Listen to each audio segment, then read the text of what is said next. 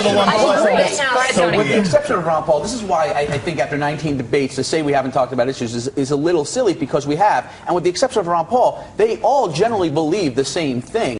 But the problem is the audience. Because Ron Paul is an unorthodox Republican candidate. Has anybody, after watching him in all of these debates, very facile with the facts, seems like it's sincere, you know, when he answers these questions, has anybody been moved toward Ron Paul? Yes. Definitely. Really? I like him. He's a great teacher. In some ways. Go ahead, Mary. Wait, I like him, and the men aren't going to understand this, but the women will, because I don't feel like I'm dating him. Because we've all dated that guy who will look you in the eye and tell you what you want to hear in order to get what he wants. And that's Romney and Gingrich. To get my vote, they're going to tell me what I want to hear. Ron Paul will not do that.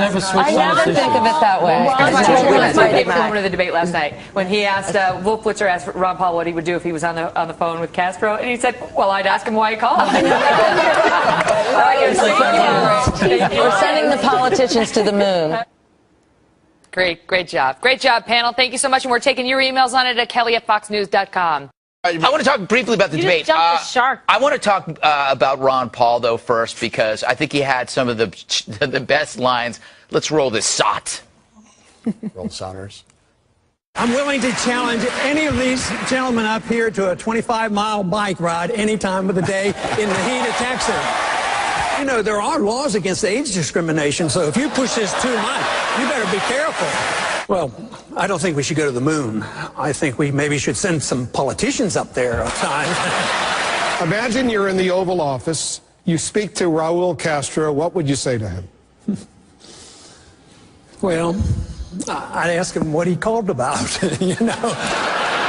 What was the purpose of his call? All right, okay, Kimberly, I got to say, Ron Paul, in my view, represents the viewer watching the debate in a bemused state. When he sees people arguing about stupid stuff, he just sits back and he laughs. He'd be tweeting about this if he could. Right.